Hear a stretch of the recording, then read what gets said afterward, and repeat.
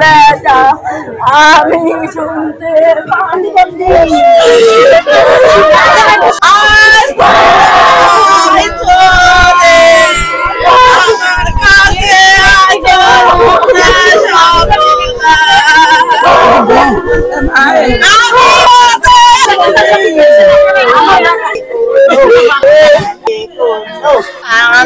বেটা ওরে আমার পাগলা বেটা বেটা আমার যারে কি পুজো দিব বেটা ও আমার জানের বেটা পাগলা বেটা বাপ শত্রু ভিতরে আছে কি আমি তো বলতে পারছিনি আমি থাকি পরার বাড়ি 8:30টার মধ্যে বাড়ি চলে আসে। আমার টেনশন হচ্ছে যে এত রাতে তো বাড়ি থাকে না, আমি এসে খায় আর শোয়ার লাগে আমদানি করবে। আমার বিটি মাইজলি বিটি টিভি দেখে, আমার বিটি ধমকা বিটি টিভি দেখতে মানা কর বললি বাড়ি আমি শুবো। আর কাল যে স্বামী আমার এত রাত হচ্ছে, আমি দুনিয়া থাকলে কত আসবো।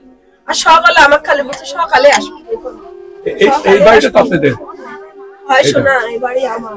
যে আর কি এখানে আর কি নিহত হয়েছে, মার্ডার হয়েছে, সেটা আমার আপন চাচাতো ভাই আনিসুর রহমান।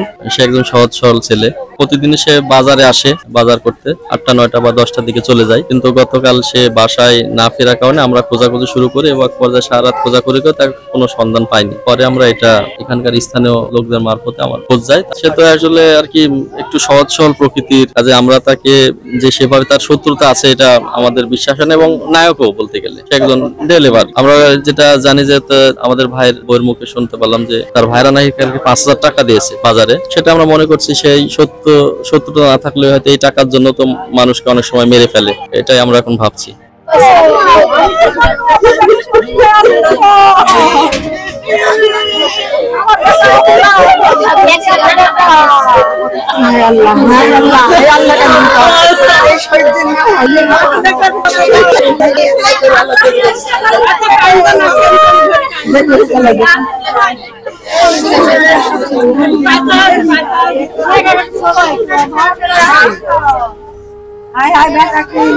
আমার আর বাড়ি নাই।